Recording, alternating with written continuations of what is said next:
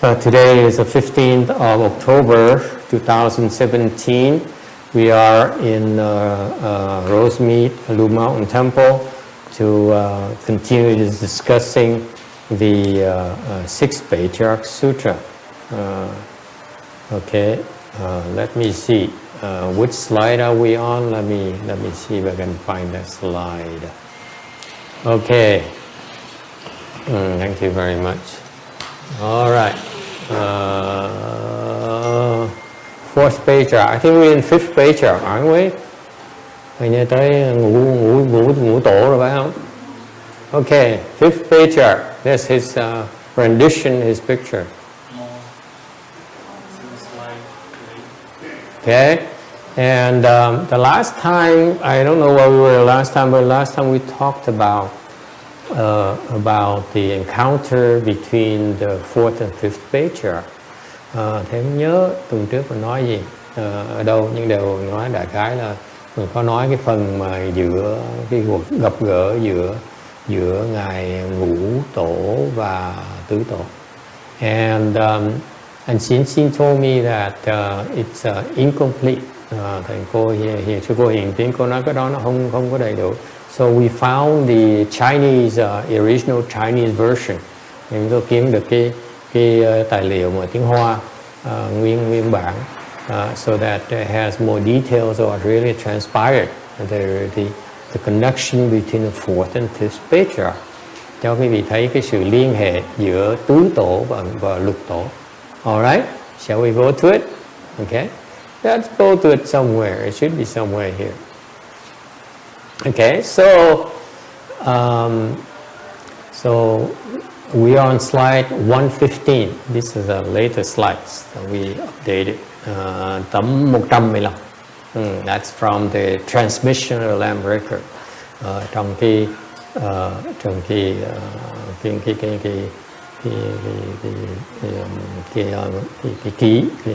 tập ký mà của mấy cái chư tổ.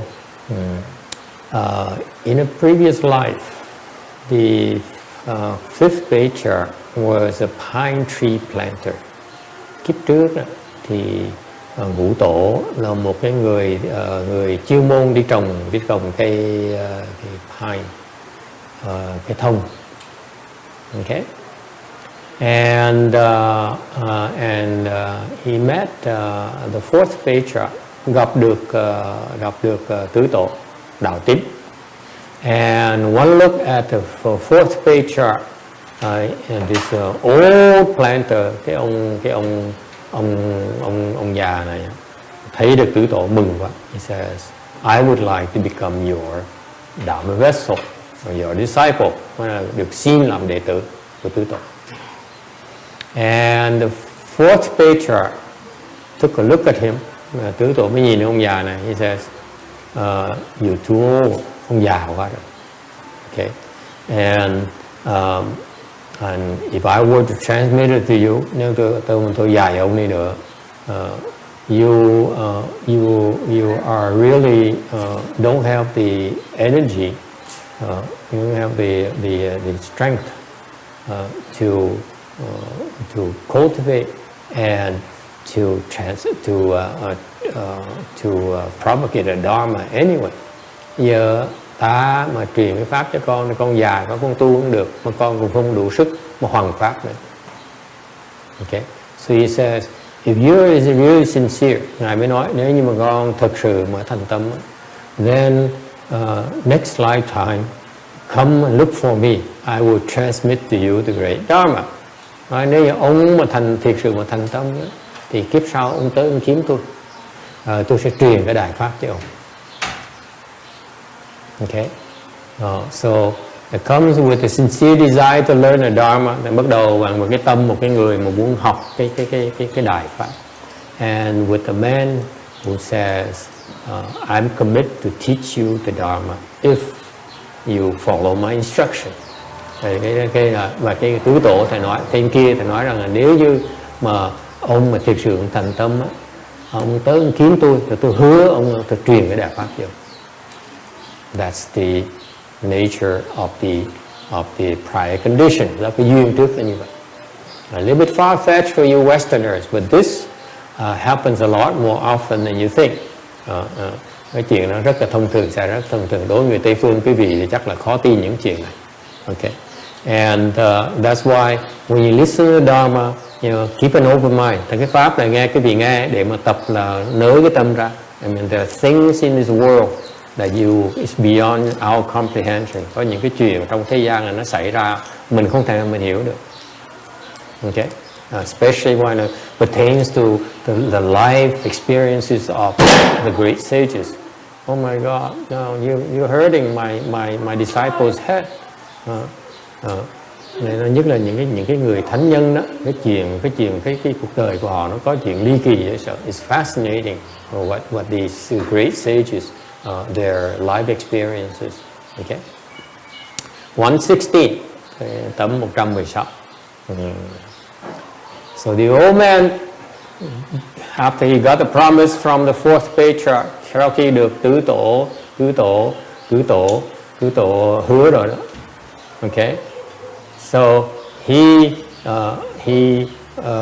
wandered and he left and he went over to the banks of a river.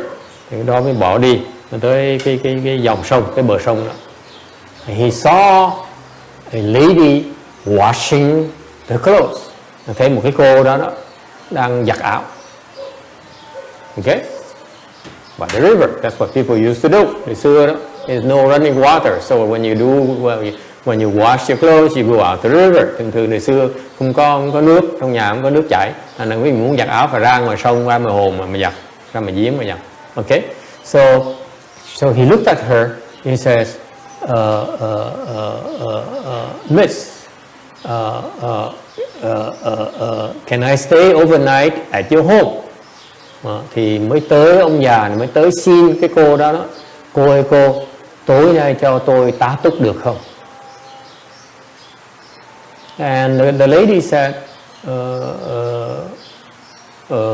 no, it's you need to ask my dad because it's his house. Cô này nhìn ông đâu biết ai trời trăng gì đâu dám tới hỏi xin ở nhà. Thì cô mới né đạn mà cô nói là cái chuyện này là ông người ta xin phép cha tôi ông mới quyết định được. Okay, so 117, 117. So the old man says, okay, but you must first allow me to stay overnight before I go and ask for your dad's permission. Ông già cũng không có nhã, ông nói là thì cô đồng ý tôi trước đi, rồi tôi xin với ba cô sau. Okay, and the lady is looking around. She saw that it's getting dark and the poor old man would have no place to stay, so she says yes, okay, just go ask my father. Thì cô này nhìn quanh quất mới thấy trời nó chạng vàng rồi, mà thấy ông già là tội nghiệp, thôi kệ nó. Tôi nói qua loa đi là tôi đồng ý, tôi cho ông ở đêm để ông phải hỏi cha tôi đã, cha tôi phải đồng ý tôi mới cho phép. Okay, and after he obtained her consent, the old man left. Rồi sau khi được cái cô đó chấp nhận rồi, chấp thuận rồi, ông già cũng bỏ ông đi. So far so good. Oh, should I have present? Yeah, that would help. Thank you very much.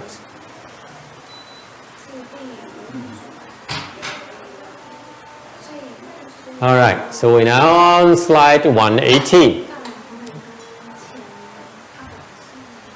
And in a few days later, the young lady became pregnant. Vài ngày sau, vì những cái cô bị mang thai, thọ thai. Okay, and being that she's unmarried, the parent was so embarrassed. Tại vì cái cô này chưa có gia đình, chưa lập gia đình mà đã có con rồi. Thành cha mẹ cô đời xưa đó, ta kỳ chuyện này lắm, ông cha đuổi vào ra khỏi nhà ngay lập tức. So her father threw out, get out of here. You unvirtuous woman, you know, worthy to be my daughter. Cha nói, con là người người phụ nữ thiếu đạo đức, con ra khỏi nhà này, khuất mắt cho ta coi, để nhục nhã vào cái dòng của tôi. You cannot shame my family name. Okay, so threw out, đuổi cô ra khỏi nhà. And being that she has nowhere else to go, vì không có chỗ nào nương tựa, she went to the neighboring village, để cô phải đi qua tới cái làng bên cạnh, okay, and to beg for food to survive, qua cái xin ăn xin để mà sinh sống. Alright, any question? Ai thắc mắc gì không? Wow, 119, 119. So, in time, she gave birth to a boy. Sau này, cô sinh ra thằng con trai. And she looked at him as a bad thing in her life, so she decided to throw her son into the river. Thấy cái thằng con trai này, cô thấy tởm, cô nói mày đem bao nhiêu cái chuyện suối quẩy cho tao. Okay. Back then they believed, you know, if this boy represents all the inauspicious things that, you know, the boy ruined her life basically. Rõ ràng thằng con trai nó hại cuộc đời cô. Okay. And so she threw him down into the river.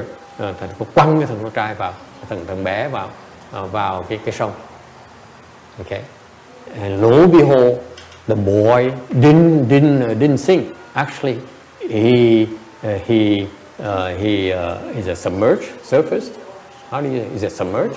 Huh? Emerge. What? Emerge. Emerge. Oh, there you go. Emerge. Emerge. Thank you. Let me fix it. I couldn't find that word. My English is getting worse. Could be Alzheimer's. How come I can't fix it? Oh, you can only edit from here. Okay, never mind. Emerge. I know that. I just forgot. That's it. Già lẩm cẩm gì quên hết tiếng Anh. Okay, so the boy emerged. He surfaced, and actually was, instead of being carried by the flow of the river, actually he went against the river. Okay, cái chuyện rất là kỳ lạ. Thằng nhóc á, em bé nó không bị chìm, mà nó còn được đi ngược lại cái dòng sông. How is it possible? Huh? You believe it or not? Cái vị tin là không tin? Of course you don't believe. Đương nhiên cái vị không tin rồi. Yeah. Small-minded people. Tâm cái vị rất là eo hẹp. It's very simple, you know. Some river spirits carry the boy up and then, you know, and swim against the river. Cái thần sông á, nó đỡ cái thằng nhóc này xong đi bay gì đó bơi ngược lại dòng sông thôi. What's a big deal? Okay, it could happen. And so the woman saw that, auspicious sign. Thì mà mẹ mới thấy cái này là cái điểm tốt. So okay, she took him back. Thành nhận đứa con lại. Okay, so Chinese, she asked me. Rõ ràng cái tâm người Tàu nó giản dị như vậy, xui thì vất, mà tốt thì nhận. Okay, when it's inauspicious, throw it away. Auspicious, keep it. Yes or no? Yeah, you Chinese people. Okay, so she decided to keep the boy and raise him. Thành ra mới quyết định là giữ thằng con và nuôi nó. Alright. Of course, we all know this. It's clearly the old man that, you know, that the boy is really the old man, right? Cái vị mình ai cũng biết rằng cái thằng nhóc đó rõ ràng đó là cái ông già lúc trước, right? Đúng không? Yes? Yeah. I know it's at the tip of your tongue. Must be the old man, right? I believe in old man too. Okay? But so that's why I asked you this. Thầy mới hỏi cái chuyện cô này. Okay. Cô hiền thông. Yeah, you. Okay. How do you feel about the old man going to the ladies and ruin her life like that? Cái gì nghĩ sao? What's so fair about this guy who cultivates and invaded the lady's home and then give her all kinds of trouble? Cái gì nghĩ một cái người tu hành làm những chuyện kỳ cục không? Tu hành xong vào nhà người ta rồi phá hại cuộc đời người ta. How you feel about that? And this will be the future 5th Patriarch. Đây là người ngũ tổ tương lai. Does it bother you? Người thấy khó chịu không khó chịu? No. Text says categorically, absolutely not. The 5th Patriarch can do anything he pleases. Yes? Cái ông này, ông text ông nói là cái đã ngũ tổ rồi muốn làm gì cũng được hết. Okay? Once you are a patriarch, you can do anything. When you to become a patriarch, you can do anything. Cái người muốn sắp làm tổ, muốn làm gì làm. What about the rest of you who are more sane-minded? The story would continue with the mother being like a worship, like the Virgin Mary. The Virgin Mary? Yeah, like this lady here is from Catholicism. It says the mother is probably the Virgin Mary. She become a saint, lady saint, and so on. Therefore, it's okay. Thằng cô nói là về cái tinh thần mà bên Thiên Chúa Cơ Đốc giáo thì cô này, cái bà mẹ tương lai sẽ thành Đức Mẫu Marie và sẽ được làm thánh. Don't think so. She disappeared in the history of Buddhism. She never was even mentioned except for that story. Cái bà này không được làm thánh mà cũng không được nhắc tên luôn nữa. She became a nobody. Okay. Vẫn là vô tông vô tích. Okay. So what's so fair about this? Tại sao nó xảy ra như vậy? What do you think? Mình nghĩ sao? Hello there, anyone awake? Ai có thức đây không? That reminds me. I need a bit of. Don't even have a big debt to her, and even have to pay it back sometime.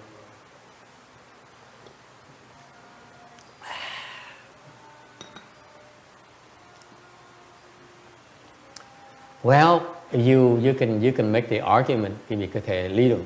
He says he asked for her permission to go to her home. Rằng là ông già này ông hỏi cô cho phép tôi về nhà cô mà. So she went to her home. Là về nhà cô. He didn't ask for her permission to enter her father's home. Đâu có hỏi để xin tới nhà của cha cô đâu. He only asked, the old man only asked to go to her home. Ông già chỉ xin phép tới nhà của cô thôi. Agree, disagree? That's the first argument that text would make. Okay? Yes? Yeah. Yes. Maybe she didn't understand what he was asking for. So now Sarah has a problem. She says she thought it's her dad's home. Okay? And yet the old man fooled her. Yes? She's an innocent young girl. Yeah, she's innocent. How could you ruin an innocent, nice girl's life? Một cái người cô con gái trẻ mà hại cuộc đời ta như. How could you, as a cultivator, do that? Mọi người tu hành sao làm chuyện đó được? Serious? Wow, how is it possible? Cái gì nghĩ sao? Huh? Prior to disease. No, I'm asking you about your morals, sir. How could you, as a cultivator, say that because I want to become a 5th patriarch, I'm gonna, take advantage of this nice young girl here? How would you feel? Well, I have a hard time with that. it's the way of the world. The old man needs a vehicle. Yeah, he needs the condition. Don't use vehicle. Vehicle is like for for Catholics. Okay, for us this is conditions. So just kidding. Okay, so don't you have a problem with that? I have a problem with that. I read the story. I don't like it. Honestly, I don't like it. Excuse me?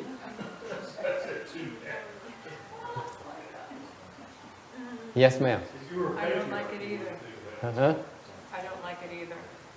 I don't think it's fair. I don't care if it's in China, US, or back then or now. It's still the same thing that applies to me. You do not take advantage of people like that. You can't. Đối với thầy, không biết đời xưa, đời nay, Tàu là Mỹ cũng quan trọng. Mình không thể nào lợi dụng người ta như vậy được. Okay? Meaning there's a sovereignty issue. Yes. Yes, John. Could the patriarch have seen that she had a karmic debt she needed to repay and maybe helped her pay that? Maybe. We don't know that. We don't know that. But to me, for the old man to sneak into her like that is not right. Even if for you to become a patriarch, I have a hard time with that. I don't care. It's not right. I don't feel good about it. Especially when you ruin a person's life. You can't do that. I don't care. You save 100,000 people and you ruin one person's life, there's no reason for that. I don't care. You can't. Cá nhân thầy chịu cái này không được. Thầy nói là tại sao mình có thể làm tổ sư đi nữa, mà làm đại sư nữa, mà mình hại một người, cuộc đời một người, thì có đâu mình cũng thể làm được. You cannot do that. Mahayana, we can't do that. You can ruin a person's life. Because basically, after this story, she's gone. She disappeared. After he became, later on, in the next few slides, you see that the mom disappeared from the history. She just disappeared. She became a nobody. She's out of the picture. Yes?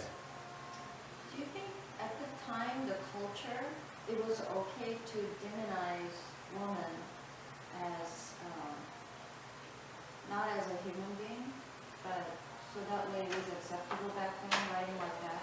He could have, I don't know, he could have gone, let's say, into a married couple as well. Can't he? I mean, why does he have to pick on this innocent girl? See my problem? Cái vấn đề thầy có như vậy nè. Ông này có thể tới chọn một cái gia đình khác, ta giàu có sang trọng. He can go into any woman, if she goes to her home, she can go to any woman's home. Let's face it. Okay? Why didn't he pick another, decent family, has a well-to-do and so forth, and they expect a child? Why didn't he do that? Why he just, invaded a young girl? And thầy khó chịu cho đó. Yes. Without excusing the behavior of invading an innocent girl, perhaps his early life was made difficult by he wasn't in an auspicious setting. Because of being born to an unmarried woman, he would have, as a child, it wouldn't have been an auspicious setting, and it would have put him in contact with experiences perhaps his soul needed. Point well taken, because then you see that next slide, number 120. Now I can't even do it. Present. Okay. Now, the rest of the story, you see that because of his poor condition, he got to see the 4th patriarch, because the 4th patriarch would not be invited to a rich family's home. Okay. So there's some condition that are justifiable, but to me, for that to happen, I fail to understand. That's I admit to you that my limitation. I don't understand how is it possible that a patriarch would do that. Okay. Thầy nói cái vị biết kìa, cho cái vị thấy là đối với thầy không hiểu được cái tại sao mà ông ngũ tổ đi làm cái chuyện như vậy được. I don't get it. To be honest with you. I get it. You get it? Yes, sir. Bad habits. Bad habits? Suppose the 5th patriarch cannot do that. Ông tổ không làm, 5th patriarch cannot do that. You don't know yet. The patriarchs are exemplary. Okay? So they cannot have such conditions to become a patriarch. It's not right. Cái duyên. Oh, you missed the part where actually is the old man who jumped into a woman's and so that he can be born again and chase after the 4th patriarch. That's the story of 5th patriarch. To me, I don't get it. Honestly, I could not reconcile this. Okay,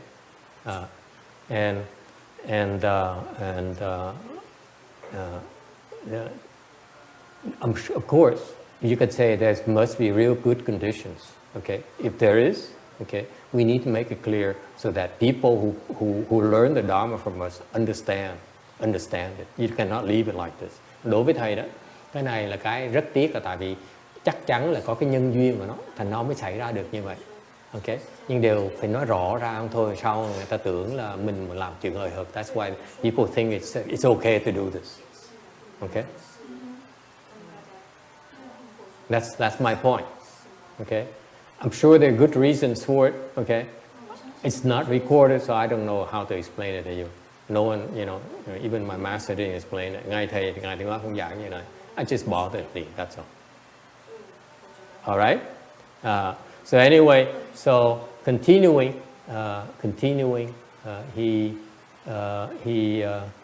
the child has no father, so the village called him the no family name child. Thành ra vì không có cha, thành cái người làng mới gọi đứa nhóc này đặt tên nó là không có họ, thằng nhóc mà không có họ, as his last name. Okay. This child here grew up and is very adored. Thằng nhỏ đẹp trai vậy rồi. Okay. And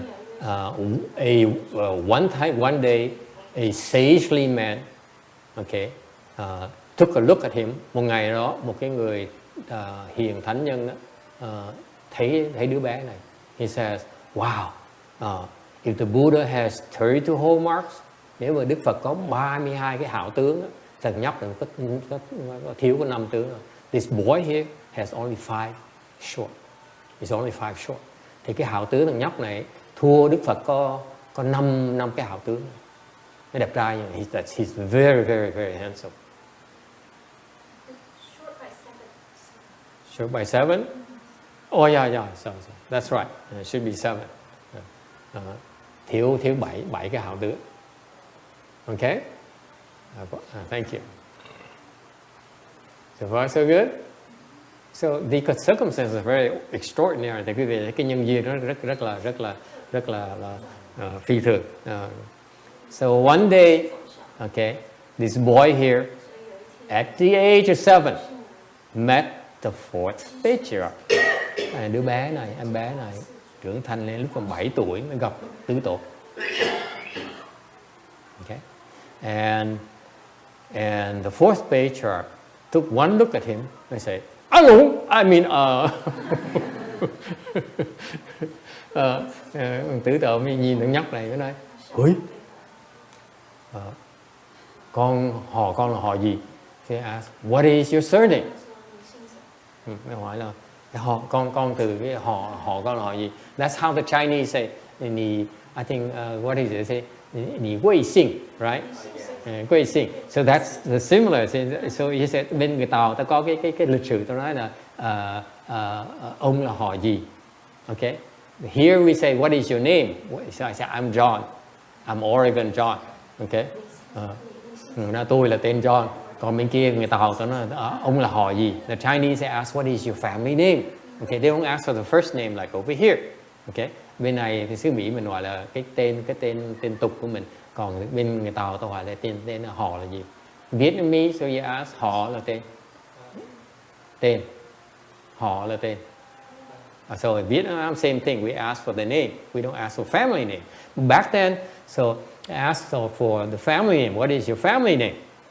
Reply says, I have a family name, but it's not the ordinary kind.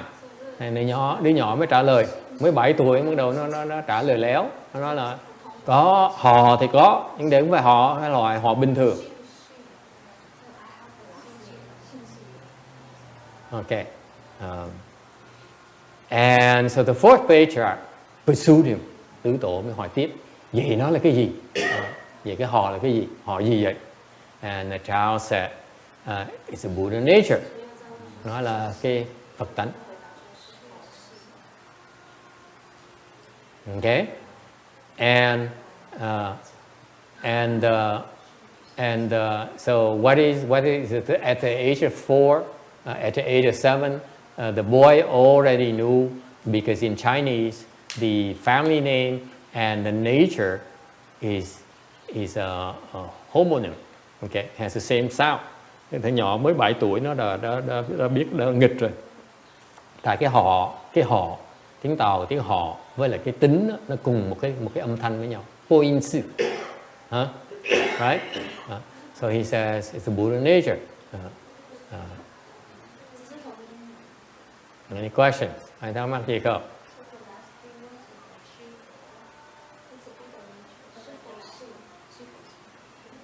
122.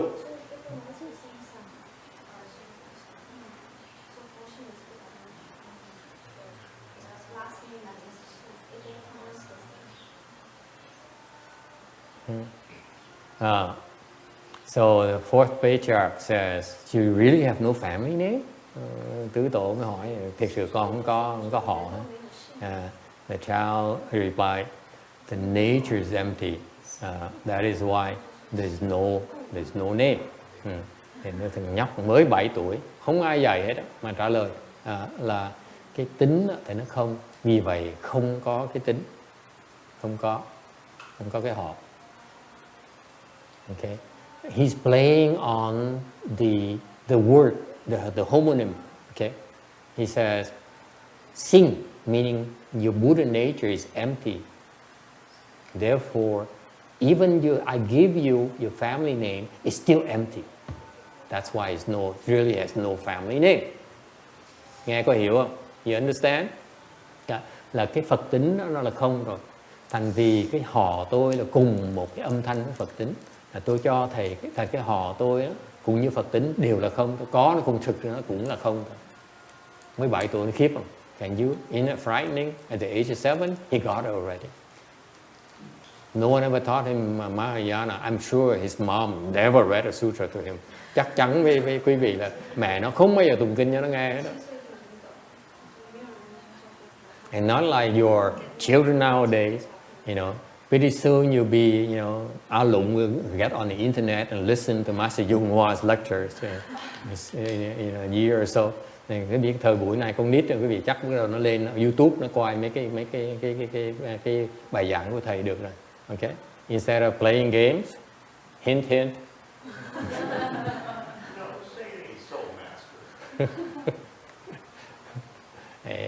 Yeah. And so this boy here, not only is his appearance is extraordinary, but his mind is also something else. Quý vị thấy cái tướng là nó lộ ra cái tính của nó. So the outside is a manifestation of the inside. Ở ngoài, ở trong nó mới lộ ra ở ngoài. Okay? So the fourth patriarch was so impressed that he decided to follow the boy home. Thành tứ tổ mới thấy nhỏ nó hay quá, mới đi lẹo đẹo đi theo nó về nhà. 123, 123. Then he proposed a mom to allow the child to come back to the temple with him. Thì tứ tổ mới khuyên bà mẹ đó là cho thằng nhóc đi theo ổng về nhà, về nhà thờ, về chùa. Okay. And the mom was so happy. He said, "Yeah, please take him. 7 years is enough." Mẹ mừng quá, nó thôi đi lấy, ngài lấy đi. 7 năm khổ tôi quá. So after that, we never heard from her again. Đó, cái bà biến mất luôn. So see what I mean? Speaking of being used and abused. And so the boy followed the patriarch to the temple and began the pure life. Và thằng nhóc nó trở về đi theo tứ tổ về chùa và bắt đầu sống cuộc đời thanh tịnh. Any questions? Ai nói mắc gì không? So that's the history of why that's why the boy went to the temple with Tao Xin Patriarch. Đó cái sự tích tại sao thằng nhóc nó bỏ nhà nó tới chùa nó ở với ngài tứ tổ. Yes. It reminds me about the story how Jesus came to Mother Maria and then she was a virgin that she gave birth to him. So this story is similar to that, right? Remind me, please. I never studied catechism or whatever, and I admit ignorance. I plead ignorance, please. So, what's the story in Mother Mary and Jesus? So the story was like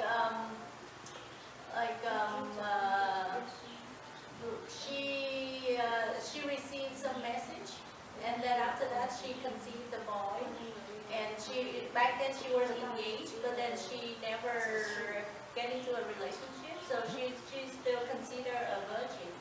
And then after that she gave birth to Jesus. And then I think like nowadays people argue about that, like it's impossible for a virgin to give birth to a child. Okay, so the question says in Catholicism, Virgin Mother Mary gave birth to a child without a husband, without a sexual relationship. So very similar to the 5th Patriarch story, but yes, other comments. Nói là các cô nói là chứ cô nói là như câu chuyện của bên Thiên Chúa giáo đó, là Chúa Giêsu đó là mẹ Mary mà đẻ ra đó là không có cái liên hệ tình dục mà đẻ ra. Anyone? I had 2 comments here. Yes, ma'am. It's called the Immaculate Conception. The what? The Immaculate Conception? Conception. Why is it called immaculate? Because it involved no sexual contact. Oh, that's called immaculate? Immaculate Cool. Conception. See, now we have a new terminology in Buddhism. We học cái chữ mới. I can use it next time. Immaculate Conception. Story also that she was visited by the Holy Spirit, and That placed the baby within her. So it was an immaculate. It didn't involve another human. It didn't involve. What do you mean visited by the Spirit? the Christian God is believed to be a tripartite God. Right. Father, the Son, and the Holy Spirit. Right. All parts yet all one. So in Buddhism we have duality. Here's triality. All three, but all singular yet together. So I that see. the Holy Spirit is what dwells in all of us, which gives us access to the thoughts of the Father. And hence that Spirit gave the conception, Immaculate Conception, to the Immaculate Virgin Mary. Conception. Oh. The story along. How cool. Why do we have something like that in Buddhism? It makes sense to me. You kind of do. Another point, it seems that he wanted to be, so sad, he wanted to be born to a woman outside of marriage so that he could make the pun of the emptiness of his surname. Right. That was probably, All right. Yeah, it's probably pre-programmed. yeah. Yeah. But still, I still find it hard to accept. Yes, ma'am. I just guess that,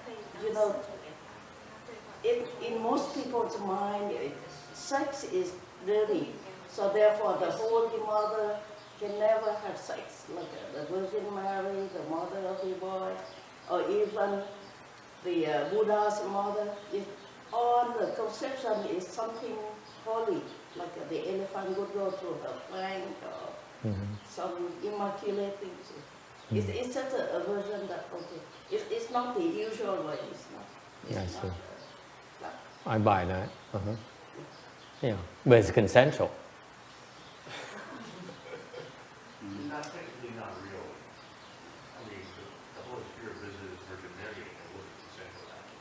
Texas, can we move on? Can we move on to this thing? I don't care. I don't care. I don't care.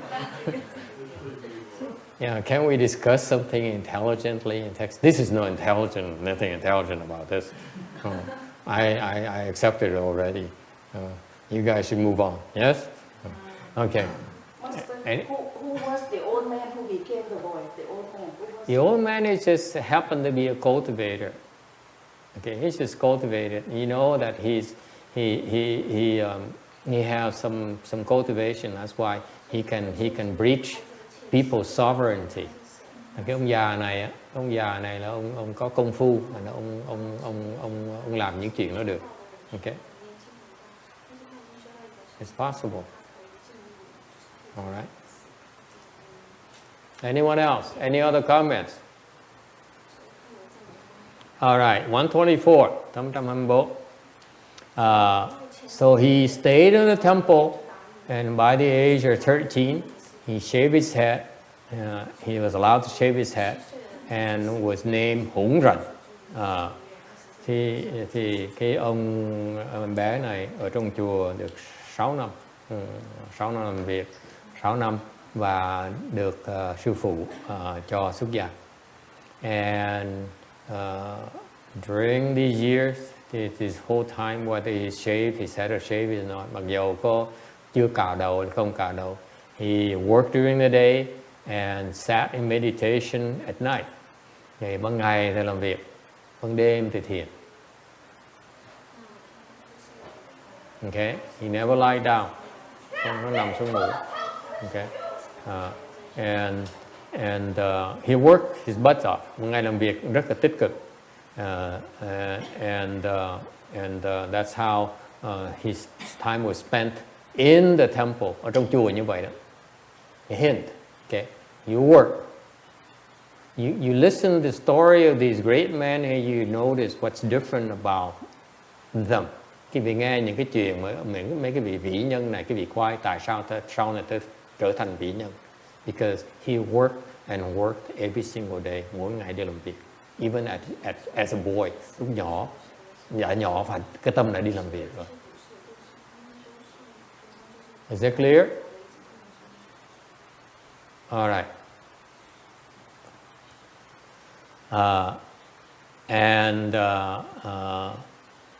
And later, the fourth patriarch decided he was ready to become a patriarch, so passed it on to him. And the same year, the fourth patriarch died, entered stillness. Thành sau này đó, thì ngũ tổ đó, tứ tổ mới thấy là duyên nó tới rồi, mới truyền cái tổ, cái vị cái địa vị tổ cho hoàng nhẫn, và cùng năm đó tứ tổ chết. Alright.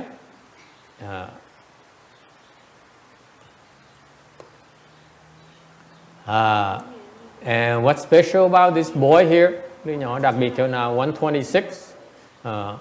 He does not have a discriminating mind, unlike the rest of us. Tâm nó không phân biệt như chúng ta. He doesn't speak of right or wrong, không có nói chuyện đúng hay là sai. When people make fun of him and bully him, he never was afflicted. Okay.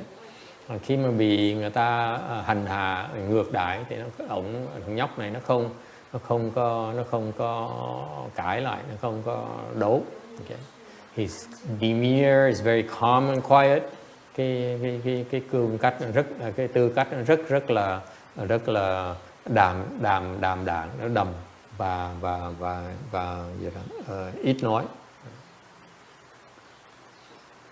That reflects in the inner peace that he already attained as a boy. And chứng minh cho thấy rằng á, những người như vậy đó là cái tâm họ rất là an lạc. Okay.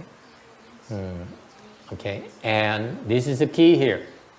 After a long day's work, những cái này quý vị để ý trên này, những người quý vị sau một ngày làm việc, okay.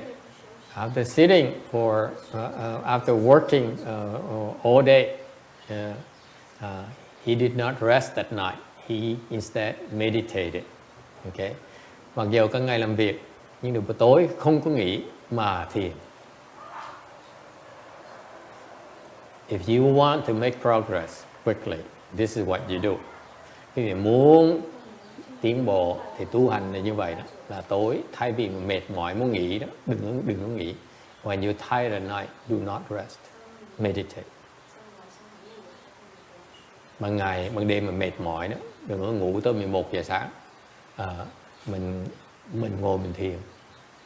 And in that way, you become enlightened even before you reach 20. Những người bởi vậy đã chưa tới 20 tuổi đã giác ngộ rồi. The boy became enlightened already.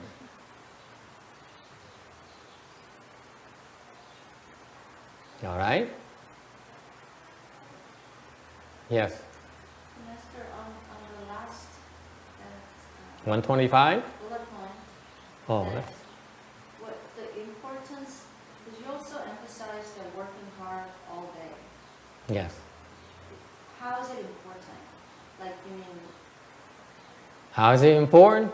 A federal worker asked me, có người mà làm việc cho chính phủ hỏi thầy, tại sao làm việc ban ngày phải cần làm việc hết rất là tích cực? The federal worker don't get, how is it I have to work hard during the day at work? Tại sao mình tới làm việc mà làm rất là tích cực? Can I just do enough and earn my pay like everyone else? Mình làm đủ như những người khác thôi. Okay? Yeah.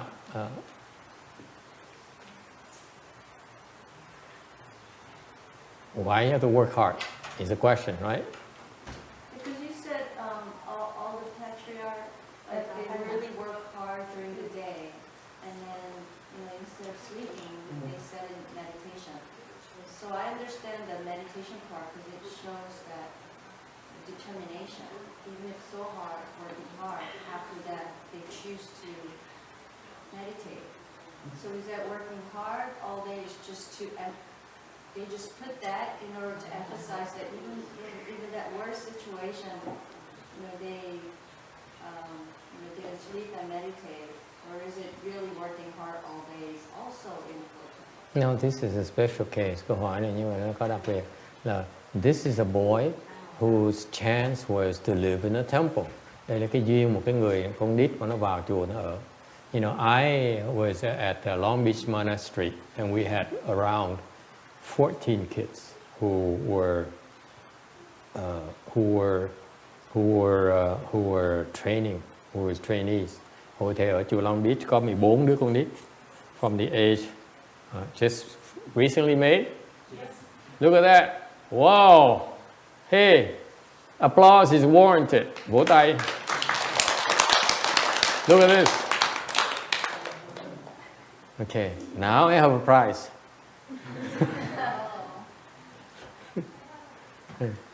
Okay, wait for the next question để thầy hỏi câu hỏi. I think of a question and you have to earn it. Yeah. Wow, very nice, huh? Oh, look at this. It's very nice. The details are there. Trông đẹp lắm. It's very nice. Master, but don't just feel the federal worker just get it for nothing? Federal worker gets for nothing? Absolutely. Sometimes. So the question is the point is this boy here, he worked. Okay. I was at Long Beach Monastery, we have to come devise things to reward them. We ask them to recite the sutras, recite the hands and eye, then we have to reward them.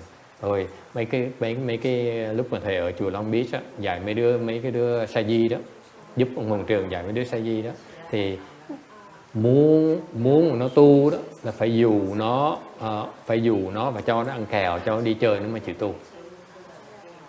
It comes into territory. Okay.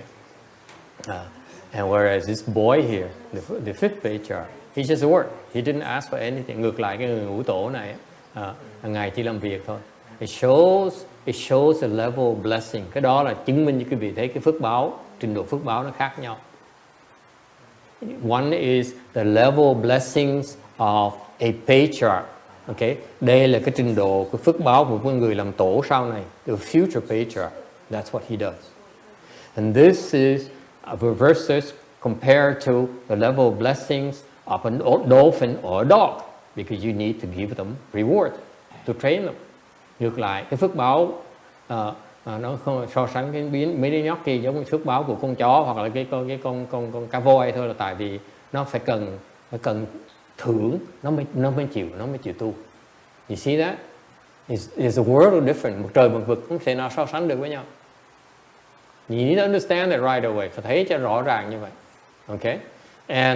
And so you don't even have to entice him to work. Không cần phải biểu thúc nó phải làm việc, mà tự động nó làm việc. Later you see, and that reflects the nature of blessing. Cái đó là chứng minh cho quý vị thấy là phước báo nó lớn như vậy đó. If you have the blessings, naturally you plant blessing. Cái người mà có phước tự động sẽ tạo phước. The people who don't have enough blessings refuse to plant blessing. Cái người không đủ phước không có chịu trồng phước. You can tell all you want, they're not gonna do it. Nó nghe phải ám cảnh. Khuyên con lo trồng phước. Phước làm gì? Sống cực khổ phước làm gì? You just tell your son, go plant your blessing. He says, what are you talking about? I work hard all day. I'm going to enjoy myself. Okay? That's a difference. That's why naturally these beings, they plant blessings. Tự động mấy người này có cái phước. Why is it important? Tại sao nó quan trọng? You know why it's so critical? Tại sao nó quan trọng chỗ nào? You guys hear these stories, you don't get the final point. Nghe chuyện nhé, kể chuyện nó hời hợt như vậy thì ra quý vị cũng hiểu được cái nguyên nhân của nó. You work, you plant your blessing. Làm việc để trồng phước cái đã. Right? During the day. Làm việc trước. You work first. Trồng phước trước, you plant blessings first. And then what do? Then you're able to meditate. Vì trồng phước trước mới ngồi thiền được. Dễ sợ không? Isn't it fascinating? People always come to and say, I want to meditate. I want to learn the hands and eyes. I want.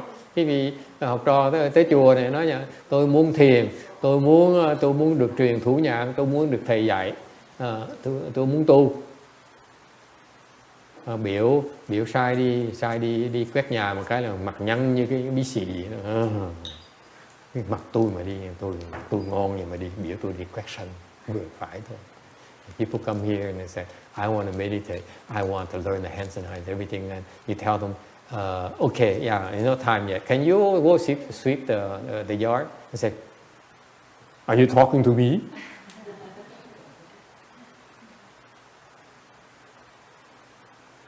Mấy người như vậy dạy nó cũng vậy thôi. You teach such people, they will take many more lifetimes. Any question? Ai thắc mắc gì không? Yes, ma'am. The common belief is hard work is a virtue, laziness is a vice. So if the young man work hard, is considered a virtue.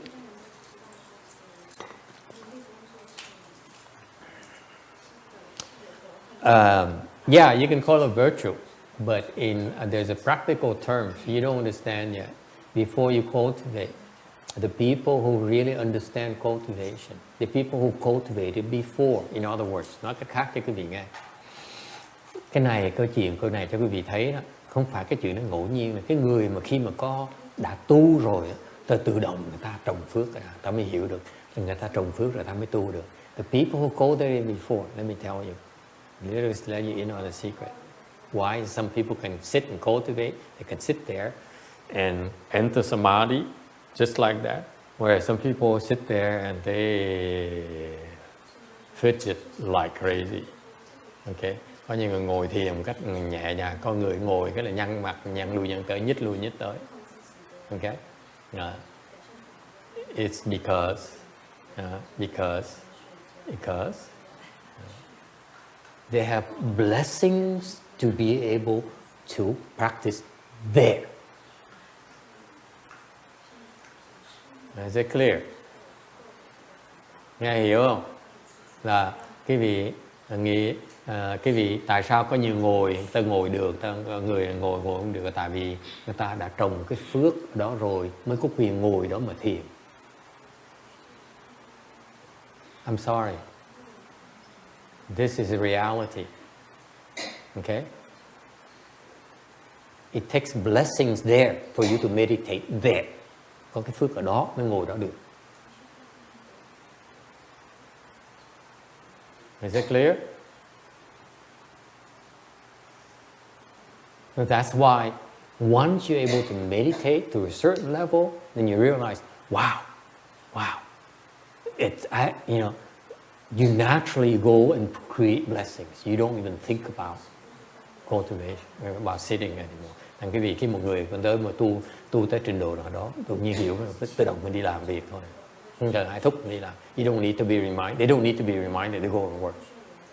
Whereas the people who at a low level, những người trình độ thấp, you remind them, go plan your blessings. Say, oh yeah, tomorrow, mañana. Người cái trình độ chưa tu tới nơi tới chốn, bị khuyên họ đi trồng phước, họ nói thôi ngày mai đi, đợi ngày mai rồi trồng cũng sao, không trễ gì. It's still time. Okay, mañana. What happened to Anna? She left already. Mañana. Okay. All right. So that shows you right there. This boy here was a high-level cultivator already. That's why he worked, and then he can sit in that spot. Thành ra cái ông này đã từng tu cao rồi,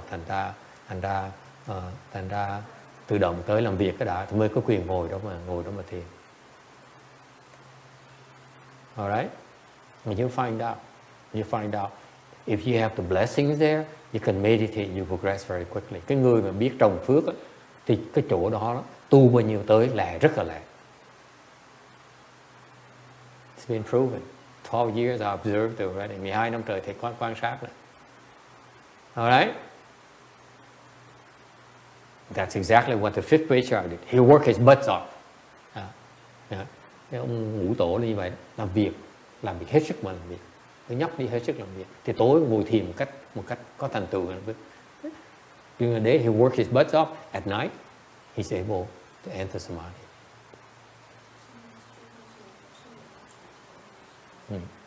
Yes.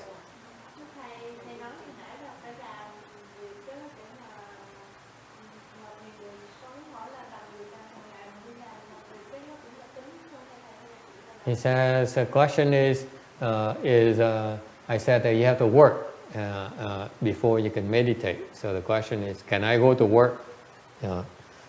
Does it count? Right? Hỏi là phải làm việc mới ngồi thiền được. Thì nói là trồng phước mới ngồi thiền được, không phải làm việc đâu. Làm việc đây làm việc cho chùa, là trồng phước ở chùa đó. Okay, thì ngồi thiền ở đó ngay được. Okay. So the point here is that you plant blessings right there. That's why you're able to meditate right there.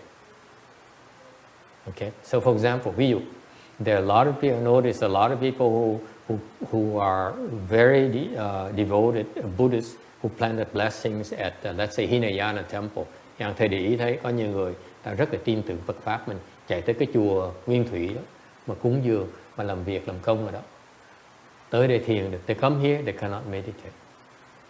Vô đây chỉ ngồi kiết già là nhăn mặt bỏ đi. Come here, you teach them get in full lotus. They can't. All right? Any questions? Ai thắc mắc gì không?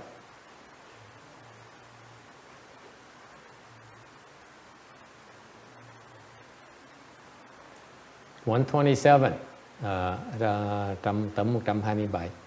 So Master Hung Ren lived in the mountain. That's why it's called East Mountain Dharma Door.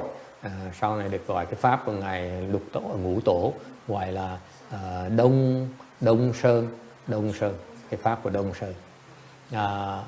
And what is different about about the fourth and fifth patriarch is that they are the first one to establish the commune, chan communities. Họ là cái người đầu tiên, tứ tổ với ngũ tổ là người đầu tiên đã thiết lập ra cái thiền viện. Okay, before that, Bodhidharma and so forth, they don't have communities.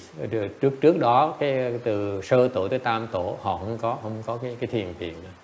Okay, and for these chan communities, they also set the standards. Họ bắt đầu họ tạo một cái môi trường so that they're able to sustain themselves, because remember they are in the mountains. Theo cái lịch sử cho thấy rằng những cái thiền viện này được thiết lập ở trong cái núi đó, thành ra họ phải tự túc bằng cách là họ trồng trọt rồi này nọ. So they need to plant the work, the fields. Okay? 128, 128. And his disciples, and that applies to all levels. Thành ra nó đủ cái loại trình độ. At the beginners, you work in order to accrue your blessings, whether you are beginners or advanced level. Trình độ cao tới thấp đều cũng như vậy. We all need to accrue blessings to progress to the next level. Mọi người ai cũng như vậy. Thấp là cao, quý vị đều phải tích tụ cái phước báo mình mới có thể tiến bộ tới cái trình độ tiếp được. Alright, and Master Hung Ren disciples were on different have a different skills, different roots. Đệ tử của ngài Hoàng Nhẫn đó, có đủ loại hết đó. There practice Vinaya, người thì tu theo giới luật. Okay, some translator, có người thì dịch kinh từ tiếng Phạn ra tiếng Tàu. Some practice reciting Buddha's name, người thì theo pháp môn tịnh độ. Okay. All right. So he has, meaning that he has control, he has mastered all the Dharma doors. Mình chứng minh cái vị thế là ngũ tổ đã thông đạt hết tất cả những cái pháp này. Okay. 129. 129. So a lot of people came, heard of him, they came, and the fourth patriarch, the fifth patriarch, stayed in the same monastery that he inherited from the fourth patriarch. And as more people came, he expanded to the east side of the mountain. That's why it's called East Mountain Teaching. Thành ra ngài ngũ tổ đó là ngài giữ cái truyền thống ở tiếp tục cái thừa kế cái chùa của ngài tứ tổ. Thành ra người ta tới dạy càng ngày càng đông. Tứ tổ có 500 người thì ngũ tổ thì 700 người. So what happened? The fourth patriarch had about 500 followers, students who resided there. Fifth patriarch, the number, it went up to 700, and so he had to expand. So he expanded to the eastern side of the mountain. Thì ngũ tổ đó có 700 người học trò, thêm 200 người nữa. Thành ra ngài phải xây thêm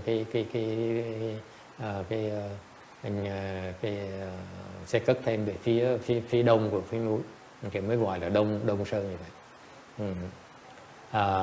And he left behind the treatise on the essential cultivating a Dharma. Ngài để lại cái tu tâm yếu luận. Okay, là một cái tài liệu mà dạy về pháp môn thiền tông đầu tiên của sư Tàu. So this is happened to be one of the earlier teachings of the Chan master. All right. Any questions? Yes. Is there a good English translation of the Essentials of Cultivating Mind? Is there a good English translation? Có cái bản dịch nào không? Not I'm aware of. If you want a good translation of a chant master at his level, you don't have it. Honestly, it's not available. Hiện bây giờ không có cái người nào đủ sức. It's no one who is able to fully comprehend his teaching. Bây giờ không có ai mà có đủ sức mà hiểu được cái bài dạy của ngài Ngũ Tổ. Okay. Once you hear of a person who can teach, Vinaya to the boy never learned Vinaya. Come on. Quý vị thấy không? Cái chuyện cái người là phi thường lắm. Bao giờ ai dạy luật đâu? He just meditated. He worked all day and then he meditated at night. Cái người này, em bé này ban ngày làm việc, ban đêm ngồi thiền, đâu có học thì giờ đi học. He didn't go to, he didn't take Chinese classes or English classes. Okay, không có thì giờ đi học lớp gì hết á. Alright, and yet he can master Vinaya. Mà giờ biết luật Vinaya, which is the precepts, study the precepts or rules of morality. He can master the Pure Land, rồi còn hiểu được cái trình độ tông nữa. Okay, of course, being meditator, he mastered chant as well. Đương nhiên cái người này thiền rồi. Okay, thiền là thành ra hiểu thiền luôn nữa. Okay, I don't know about không nào tantric, không biết về cái bậc tông có biết không. So you know that his level is very high. Quý vị thấy trình độ cao như sợ. Okay. 130. 130. I'm glad you asked. I will include one excerpt from his teaching. Là có người hỏi thầy là có bản dịch thì nói trời ơi như thầy không có, nhưng để có một cái trích ra một cái lời dạy của ngài. Okay. He says, cultivators must know of your original substance. Cái người tu đó phải biết là phải nhận ra được cái bổn thể của mình. Okay. He continued, the body and mind are originally pure. Thân và tâm đó vốn là thanh tịnh. Okay. Not produced, not destroyed. Không sinh, không diệt. And is devoid of discrimination, và không có cái sự phân biệt. Okay. The perfected self-nature and the pure mind are your fundamental teacher. Cái bản tính cái vị đó nó viên mãn và cái tâm cái vị nó thanh tịnh. Đó là cái bổn sư của cái vị. And that if you can do that, it's better than to be mindful of the Buddha's ten direction. Nếu quý vị được như vậy đó, thì cái đó nó còn hơn là niệm thập phương chư Phật.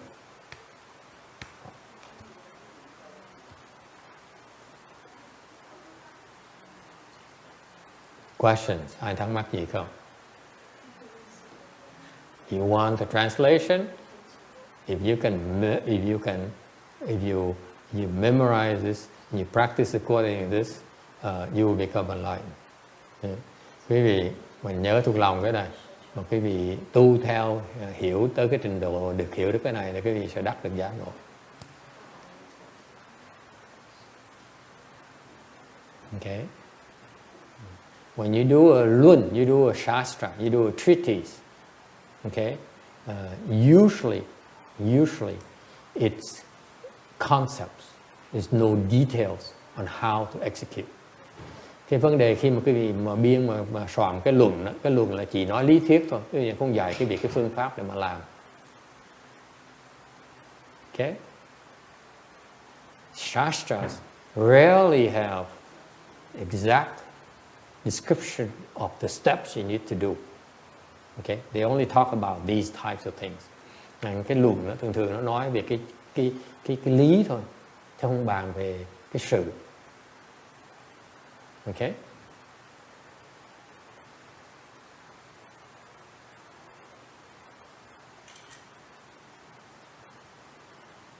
So, what does it mean? Nghĩa là sao? He said, if you want to cultivate, có nghĩa là nếu quý vị muốn tu. Let me translate for you. Để dịch cho quý vị nghe. Okay. Quý vị muốn tu. You want to cultivate. You want to accomplish your way. Quý vị muốn hiểu cái đạo, đắc đạo. Okay. From now until you accomplish your way. Từ bây giờ cho tới khi mà quý vị đắc đạo. Okay. You must be aware of your Buddha nature. Which is the essence that you have. Your true essence, your true being is something called Buddha. Là nói cách khác, từ đây mà tới khi mà quý vị đắc đạo, quý vị phải nhớ rằng là thấy rằng là cái bổn thể quý vị là thiệt sự là cái Phật tính. Okay? You have the Buddha nature. Quý vị có cái Phật tính rồi. You're right there already. Quý vị có sẵn rồi. Okay? And the body you have right now, the mind you have right now, cái thân của quý vị. Okay? Yes, your body is short. Yes, your body hasn't bathed for a few days now. Có nhiều người cái thân quý vị nó hơi lù một tí. Có người là mấy ngày chưa tắm. Okay, few days. Okay.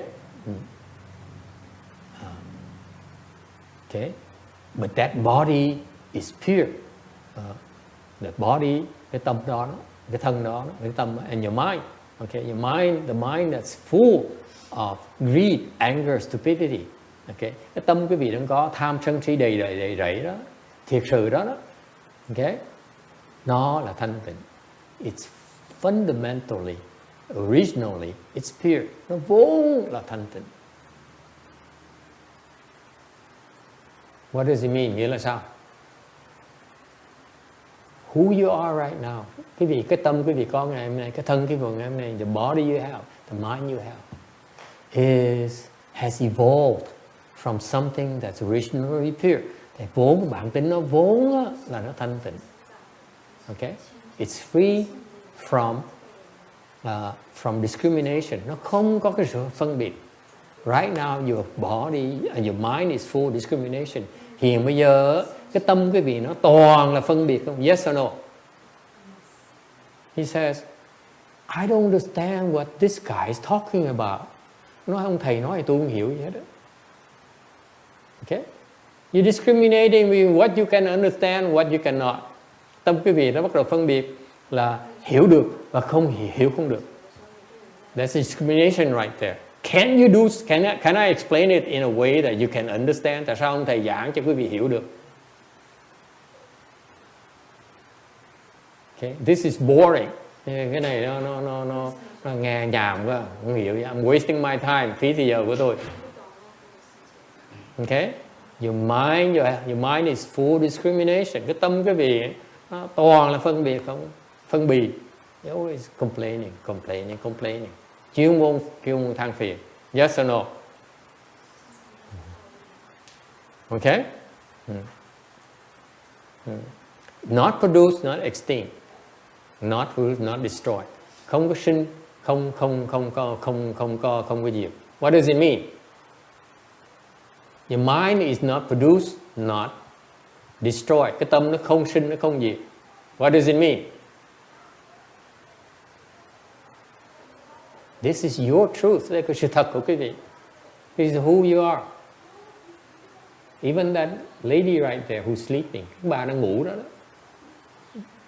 Okay, you ask her, her mind is pure, her body is pure, originally. Cái cô đang ngủ đó là cái tâm vốn là thanh tịnh và cái thân vốn là thanh tịnh. See? It touches her Buddha nature, right? This is, oh yeah, I feel. Đụng là nhúc nhích ngay lập tức. See that? And then he says, oh, it feels good. Now I know I'm pure. Let's keep on doing this. I'm pure already. What do I care? Mình đã thanh tịnh. Kệ đã ngủ thêm một tí nữa. Let's sleep a little bit more. Okay?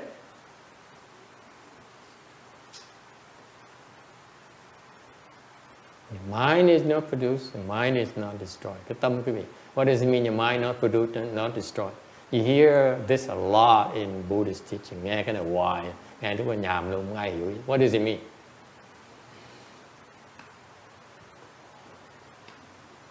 Nghĩa là sao, có ai biết không? Yes, sir. So it's exist, it already exists. It does not then not reproduce, it is not going to be destroyed. Is that me? See, that's production. That's production. Where is production? It's Is that me? Huh? Is that me? That's production.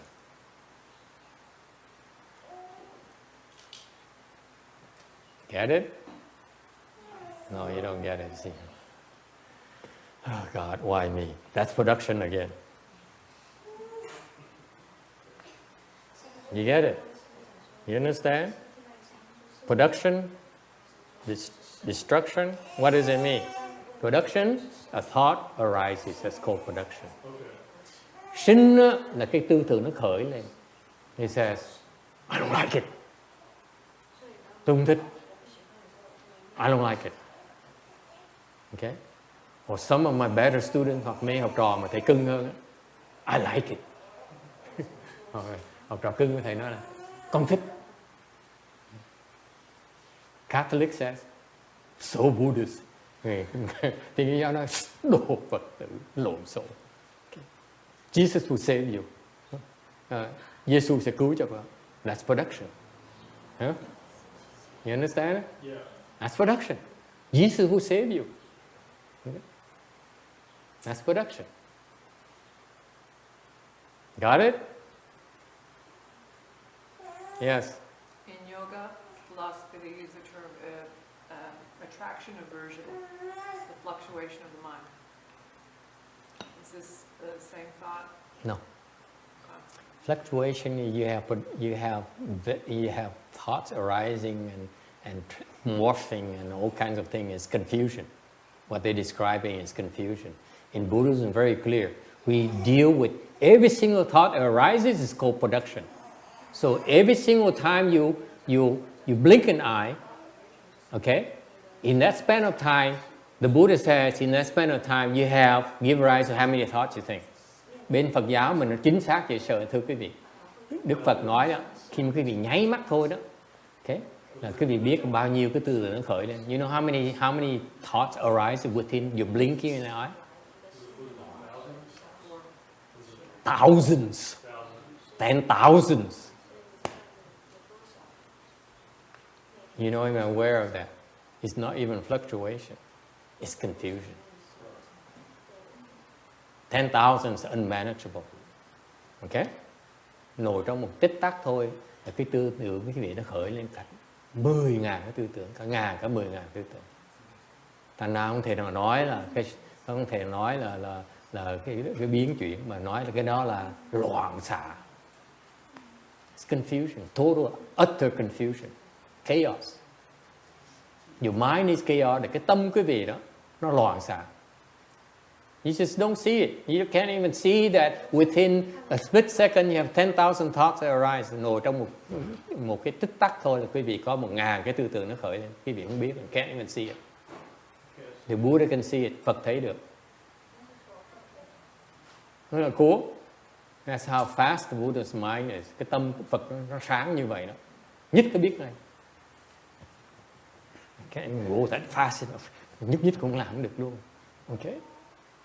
It's maddening. How much chaos we have in our mind. Cái tâm chúng ta nó loạn xạ như vậy. Okay? Not destroyed. If it's not produced, then it's not destroyed. Nó không sinh thì không có gì. Thì ăn gì như vậy đó. If the thought doesn't arise, then it doesn't die. So the point is not to make it arise. Don't let it produce. Don't let it arise. Đừng nó khởi lên thì nó tự động nó không có gì. So far so good. What about your body?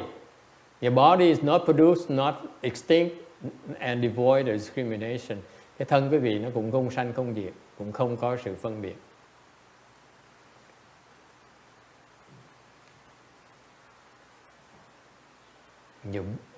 Your Buddha body, your Dharma body is not produced, not destroyed.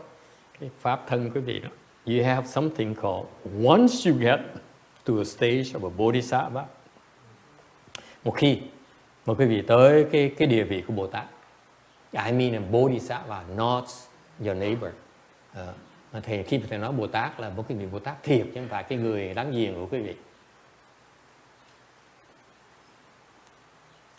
Okay? Người Bồ Tát thiệt á. Then you have something called Dharma body. Lúc đó quý vị có cái gọi cái pháp thân. And Dharma body is not produced, not destroyed. Lúc đó cái pháp thân quý vị thấy được cái pháp. You will own something called a Dharma body. Lúc đó quý vị có được gọi là cái pháp thân. Right now you have how many? Zero. Very good. Okay? Don't say 3. 30. Oh, 30. She remembers. Okay. Hiện bây giờ quý vị không có pháp thân. Right now you don't. I'm sorry. You are not a member of the Dharma Body Club. Quý vị hiện bây giờ chưa có làm cái thành viên của cái club đó. Club mà có pháp thân. Okay. When you have a Dharma body, it is not produced, not destroyed. Cái pháp thân quý vị nó là bất sanh bất diệt. It's forever. Nó thường hữu. Okay? It doesn't limp. Nó không có đi cả học cả thọ. Okay? It's not hungry. Nó không có đói. It's always happy. Khi nào nó cũng sung sướng. Okay? No disease. Nó không có bệnh. So far so good. That's a Dharma body. Cái đó là cái pháp thân. Okay? Devoid discrimination. Well, when you get him, then you see a devoid discrimination. Cái mà không có phân biệt. Là lúc khi bị có pháp thân, thì thấy nó không có phân biệt. Okay? Right now, I can't describe it to you. Bây giờ nói không được. Anyone? Any question? Ai thắc mắc gì không? Yes? Okay. Yes, question.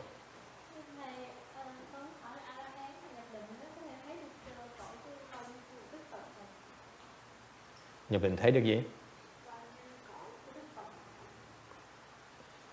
Không thấy được. Không thấy không được.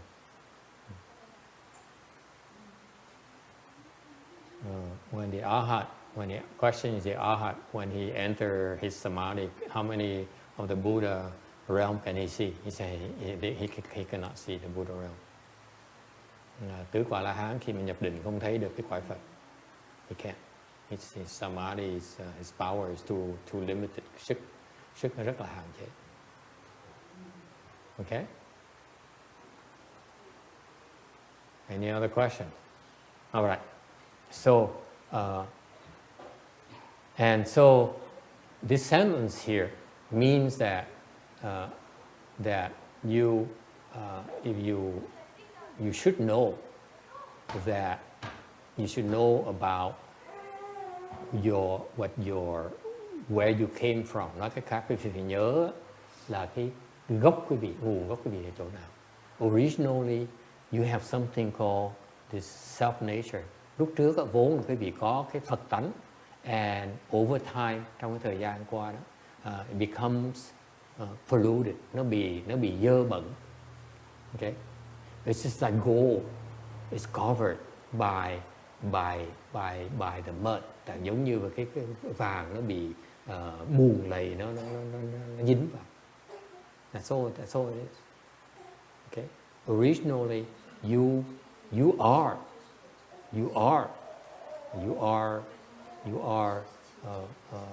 extraordinary. Quý vị vốn là rất là đặc biệt, rất là phi thường. And right now, you only confused because you only see the ickiness that covers you up. Hiện bây giờ quý vị không thấy được, không hiểu được là tại vì bây giờ bì nó bẩn rồi. Okay? You're confused right now. Your mind is full of production, destruction. Tâm quý vị nó khởi tưng hoài. Okay? Chuyên môn nó phân biệt. All right. And if you understand that once you get to that level, your self nature, which is perfect, and your pure mind actually are your best teachers. Tới lúc cái trình độ đó thì cái Phật tính viên mãn quý vị và cái tâm thanh quý vị thiệt sự là bổn sư của quý vị. And that is far better if you can keep your mind in that reference point. It's better than reciting Buddha's name. Nếu quý vị thấy được như vậy, nó còn tốt hơn là niệm Phật nữa. Any questions? Yes, sir. Does that mean another way would be the Buddha nature is our fundamental teacher? Is that the same?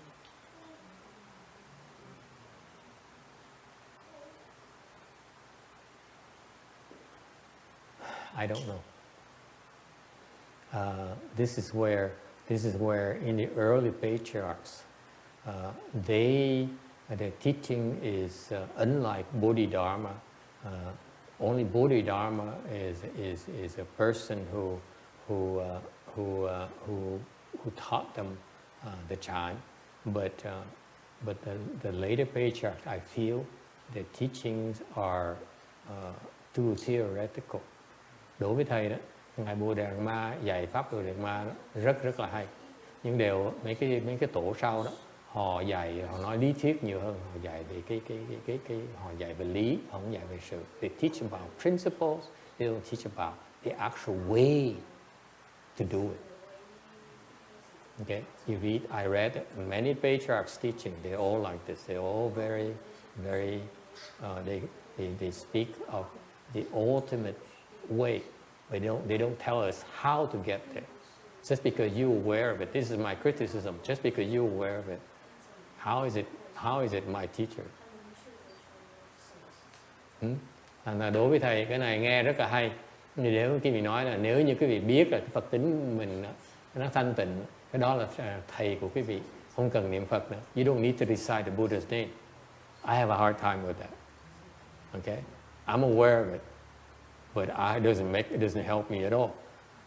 Thầy biết cái đó cái điều nó vẫn giúp, chẳng giúp được thầy cái gì nữa. I still prefer to be with my master.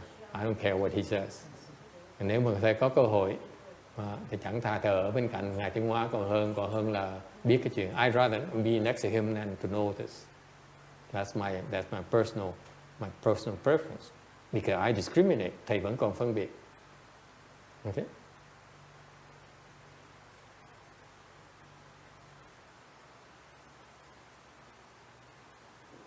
Questions? Ai thắc mắc gì không? That's one of the reasons why there's no translation. Too theoretical. Toàn lý không có sự. Alright?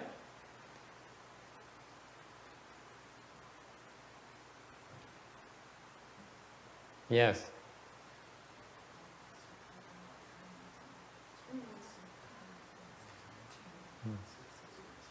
Đa声一点。请问师父，我想问的是怎么样让自己的心尽可能的保持清净？因为我知道是很难做到，法门都很难做到清净。怎么样尽可能的做到清净，然后尽量不起分别心？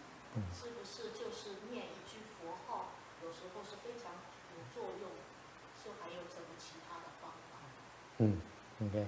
So the question she asks is that if the objective is to purify your mind, so what do I need to do to purify my mind? Is that I recite the Buddha's name, or what do I need to do to purify my mind to bring to the point where actually my mind has no more production, no more destruction, right?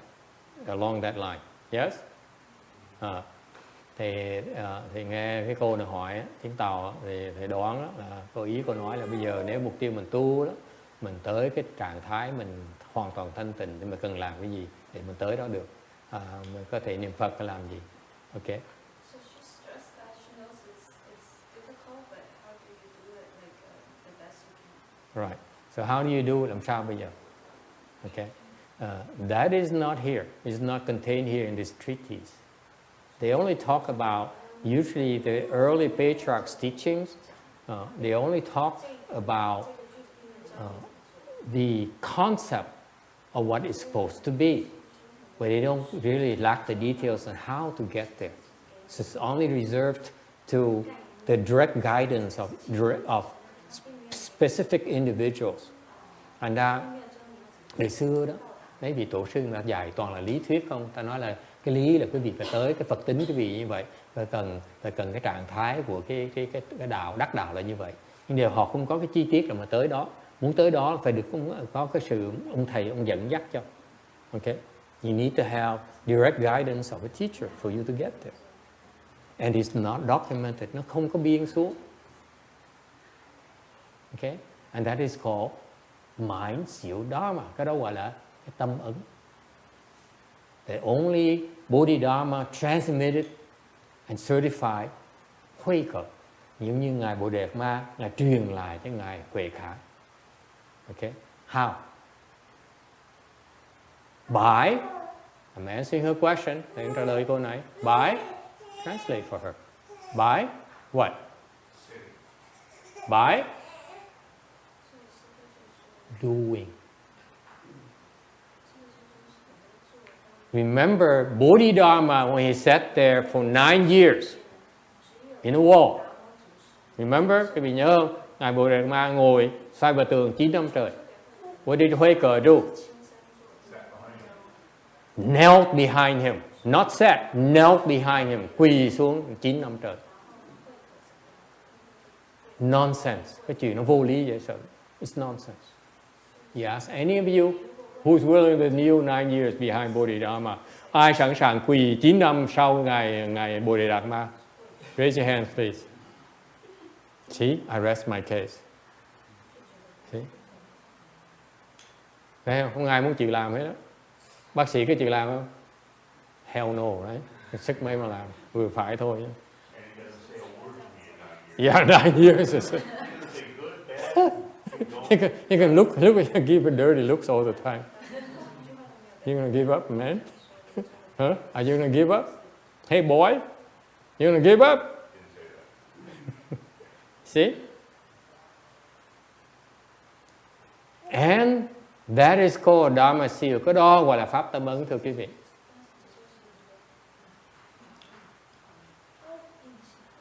So that's why after he taught Huệ Cờ, okay? Venerable Huệ Cờ, did Huệ Cờ force the third patriarch to sit 9 years? Third patriarch wouldn't have that kind of patience. Thành quý vị thấy ngài Bồ Đề Ma dạy cho nhị tổ đâu có dám dạy là tam tổ là quỳ 9 năm đâu, okay? Because third patriarch doesn't have it. Tam tổ không đủ sức. Doesn't have it. So he has to teach third patriarch another approach. Anh dạy tam tổ cái khác. It's not even written down. Không có dạy, không có biên xuống. He did not need a treatise to teach him how to do it. Cái tâm ấn là không cần cái bài luận án để cái gì biên ra. So far so good. That's why in chant we don't write things. Cái thiền không có dạy, không có biên xuống.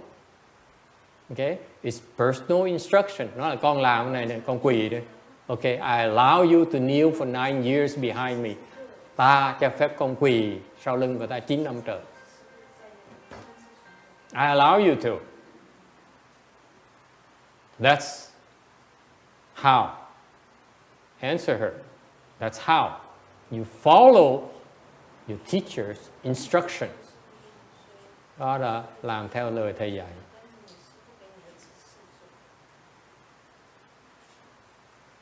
Which doesn't make sense to you at all. Mà hoàn toàn không có lý.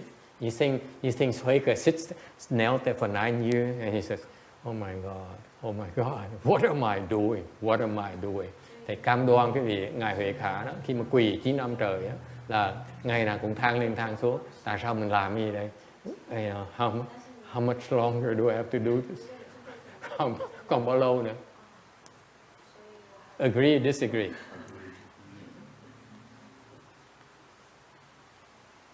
That's why he had to kneel for 9 years. Vậy quỳ 9 năm trời. Every day, he says, why? Why am I do this? Ngày nào cũng tự hỏi, tại sao tôi làm cái này?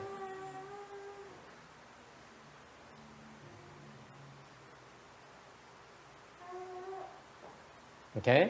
What happened in 9 years? Sau 10 năm, after 9 years, what happened? Sau 9 năm, what happened?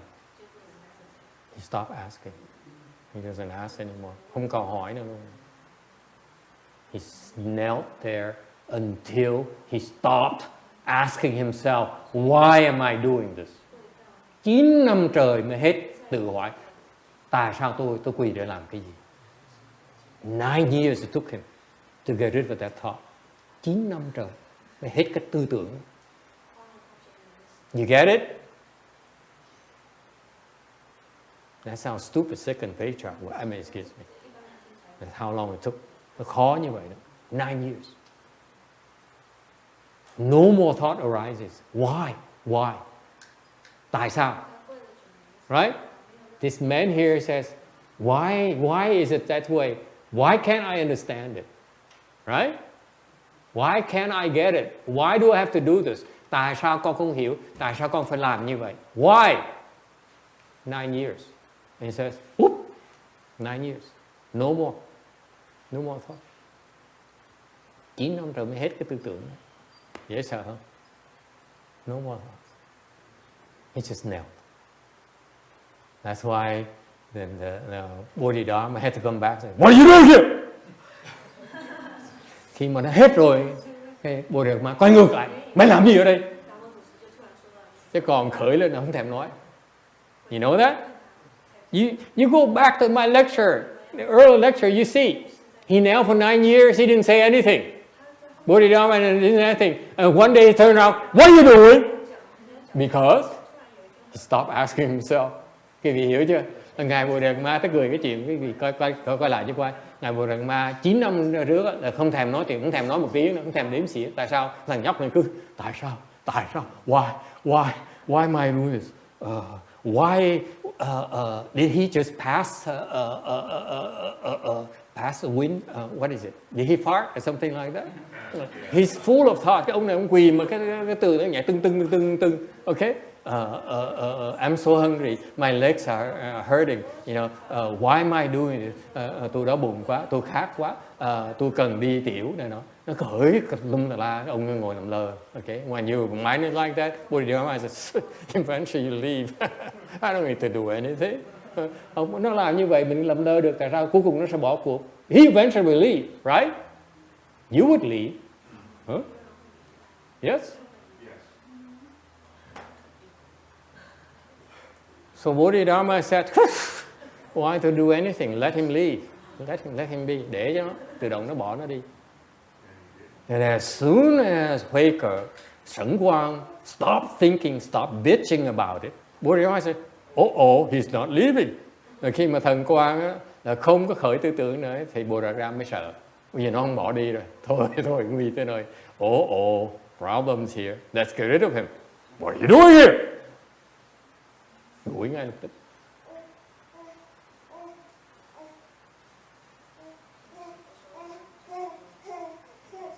You get it? That's why.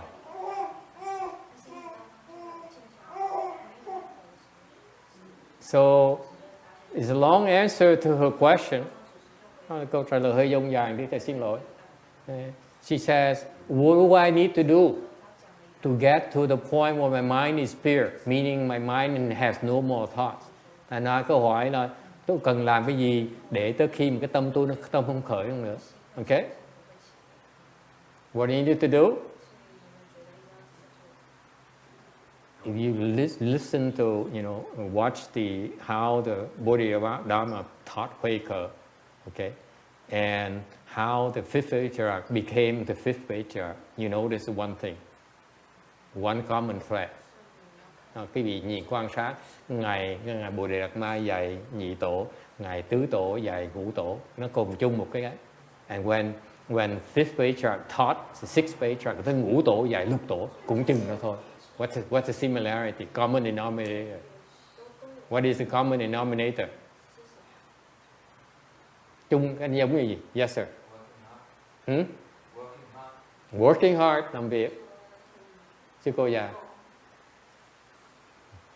Anyone? Serve the master, làm việc cho thầy. Yes? Anyone? Did it one-on-one. So that's why none of our business. Chuyện người ta không có chuyện mình. What's the same thing? What's the common denominator? Yes, Sarah. Not quitting, đừng có bỏ cuộc. Okay? Stop thinking, bớt suy nghĩ. Kim Điền. Okay, never mind. Hey boy. Oh, he's not listening. What's the common denominator? What is it? Huh? Hey boy, don't know? Okay, go back to your games. Huh? Anyone?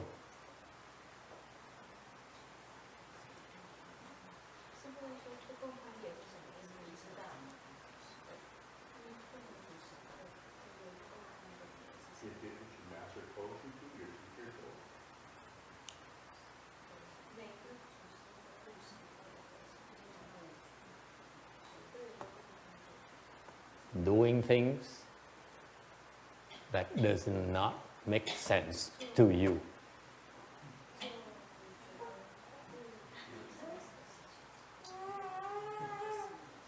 Làm cái chuyện nó vô lý.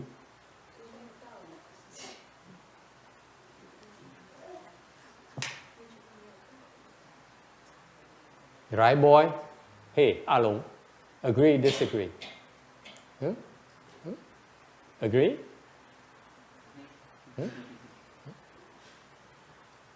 You get it? He's asked to do things that doesn't make sense to him. Làm những chuyện nó vô lý vậy sao? Why is that? John, why? Why is that? Tại sao vậy?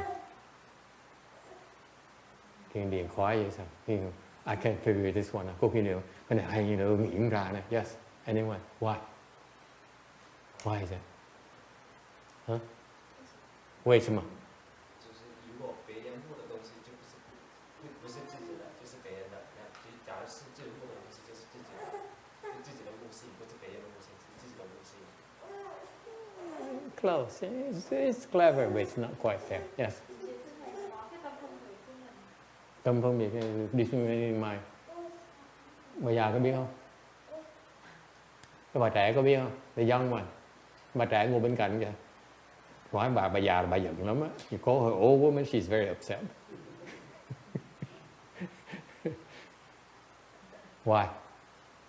Có ai biết không? Why? Because if it makes sense to you, it serves your ego. Maybe it doesn't matter, you just do it. Just don't think. Okay. Listen to your own advice, woman. Nói đừng suy nghĩ, tôi nói tự nghe lời đấy, đừng nói. Anyone? Write down discriminating, yeah. To break the mind, to stop the mind from thinking it knows. If you agree, okay? If you agree, you stop thinking about it, won't you? No. It's about making sense. Nếu quý vị đồng ý, quý vị đâu thèm nghĩ tới nó nữa. Right?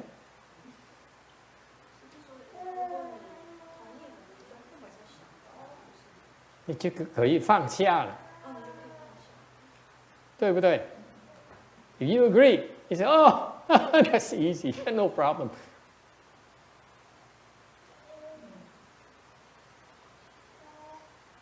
Yes. You did say earlier that we work hard in order to plant blessings that then allow us to meditate deeper or get Yes. higher levels. Right. So I would suppose that if you were engaged in something that made no sense to you, and yet, so you could see no benefit that you were doing for yourself, yet Right. you continued to do it, that Right. in some way you would be planting blessings. Yes. Lots of blessings. You plant more blessings when you do things you disagree than things that you agree.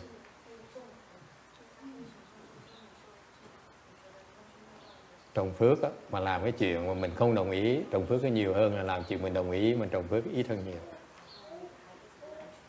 Okay?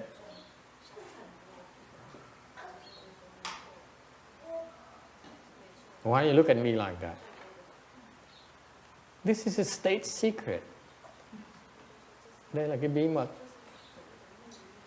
If you agree, okay, it doesn't bother you anymore. If you disagree, it bothers you day and night. Nếu một quý vị không đồng ý, ngày đêm quý vị tức dễ sợ. You are so upset.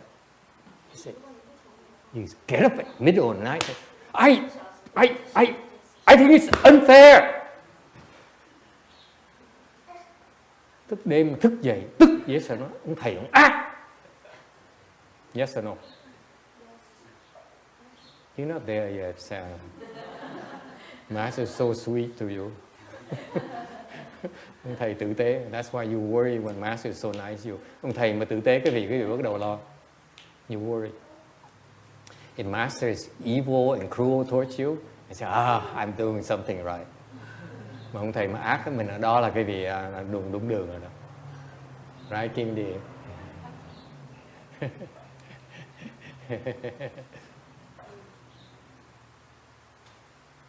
Okay. And if you disagree, cái việc không đồng ý, it bothers you. You keep on thinking about it, and you say, let's quit. It doesn't make sense. Let's quit. Vậy bỏ cuộc, right? Let's quit. And you don't quit, and you will bring you to the point where you have no choice but drop it.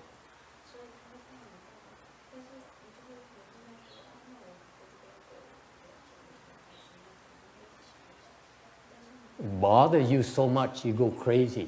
Quý vị nổi khùng luôn. Either you go crazy or you drop it. Hoặc là quý vị nổi khùng mà quý vị phải bỏ nó. Dễ sợ không? Đó là ngài Bồ Đề Mai dạy cho nhị tổ. That's what Bodhidharma taught the second patriarch. It's not written anywhere. Bày cho mà chết luôn. He really tortured second patriarch for payback. That's the conditions. Quý vị thấy duyên á, phải để đánh gãy hai cái răng rồi để mà trừng trị nó cho nó chết.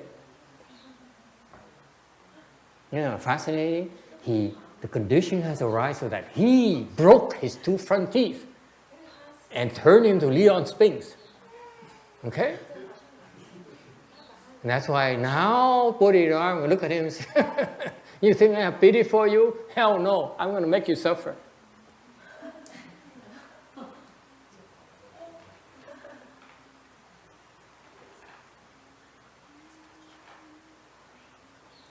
And let me tell you, Shen Quang was so bothered for 9 years. Ngài Thần Quang tức dễ sợ. He's angry for 9 years. And why? Guess what? He says, if I leave, I will die. I cannot leave. Thì Thần Quang có phước ở chỗ là nếu Thần Quang bỏ đi là sẽ bị tử thần nó tới, nó đem về gặp Diêm Vương. Thành Thần Quang bỏ đi không được. That's the nature of his blessings, by the way. Shen Quang, he's knelt there for 9 years. He says, I can't take this anymore. I can't take this anymore. But let's leave. And then, they're waiting for me out there. I can't leave. That's blessings. Quý vị thấy cái phước này hay dễ sợ. Thần Quang, đó là sắp bộ cuộc tới nơi nó thôi. ông thầy này ác quá, mình phí thì giờ phí cuộc đời mình, thôi mình bỏ mình đi.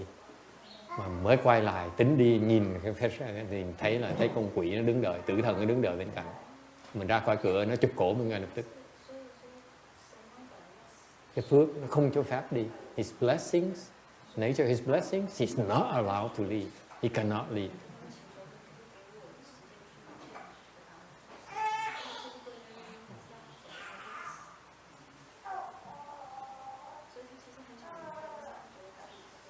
You try to figure it out. Quý vị nghĩ ra được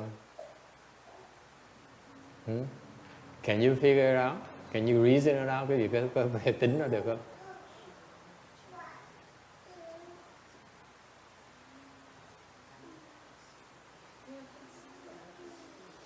All right? Any questions? 3 more minutes. Còn 3 phút nữa. Yes, sir.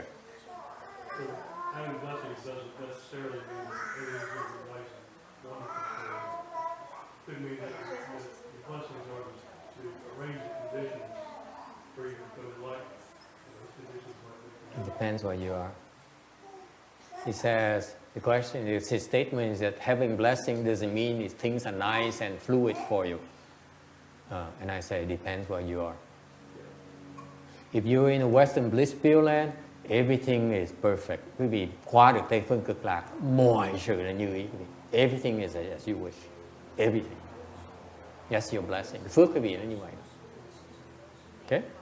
You will meet the great Bodhisattvas who will come and teach you, and all kinds of good things happen to you. Qua bên kia, quý vị gặp Đại Bồ Tát tới nhắc quý vị, nhắc tuồng quý vị. Hết Đại Bồ Tát tới Đại Bồ Tát tới nhắc tuồng giúp đỡ quý vị. Bên Tây Phương Cực Lạc đặc biệt vậy đó. That's what's special about Pure Land. Here in South World, your blessings bên cõi Ta Bà này sao? Manifest as quite often obstructions. Bên cõi Ta Bà rất thường xuyên cái phước quý vị đó. Nó lộ ra bằng cách là những cái chướng ngại. The more difficult it is, the more blessings you generate. Nó càng khó chừng nào. What's so special about the soul world where we are, cái cõi Ta Bà này nó đặc biệt cái đó. Tu mà càng khó chừng nào thì càng dễ tiến bộ hơn. The more difficult the practice, the quicker you progress. And therefore in soul world, your blessings manifest as quite often as difficulties. Thành bởi cái cõi Ta Bà này, cái phước nhiều khi rất thông thường nó hiện ra bằng cái sự chướng ngại, khó khăn dễ sợ, so difficult.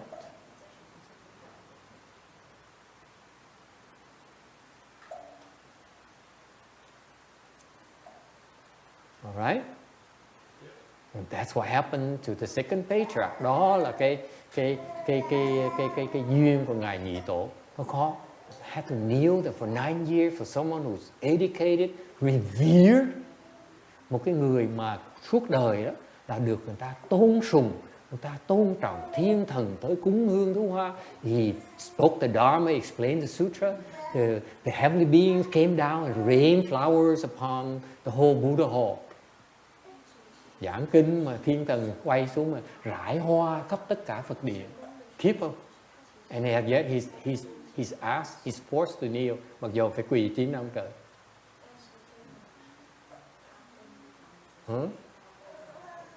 Or the 5th Patriarch, hoặc là Ngũ Tổ. Không cha, no father, cái đời nhục nhã. Mấy đứa con nít cắt nó chửi, nó chọc quê lên chọc xuống. Without a dad, he's bullied by all the other children. Yes or no?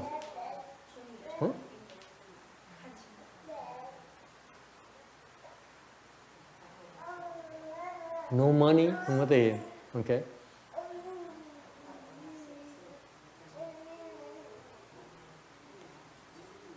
No education, không được giáo dục.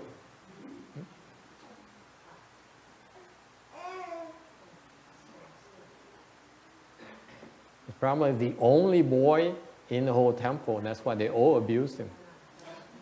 It's not like today, nowadays, we look kindly upon infants and children. Back then, they got abused.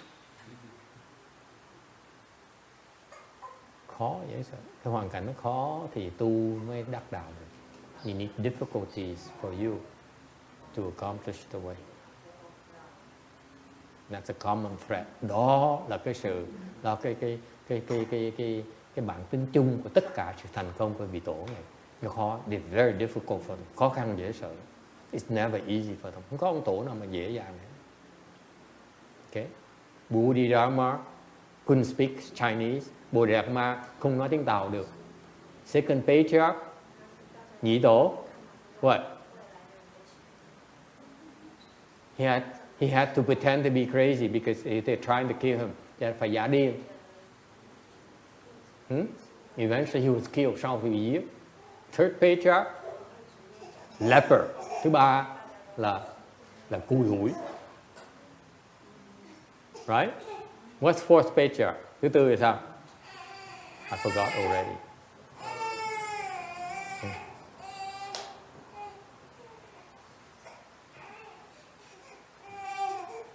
I don't remember 4th Patriarch. It's very difficult for these patriarchs. It's not easy to be a patriarch. Cái pháp mà tổ đó, cái pháp khó khăn. So all the patriarchs, it's much harder for them than for us. Mấy cái người tổ, cái pháp mà cái đường tu vào rất là khó khăn, không phải như chúng ta đâu. Chúng ta dễ dàng. We shelter. Alright? Alright, we stop here today. Chúng ta ngừng lại đây. Next time we start on slide 1.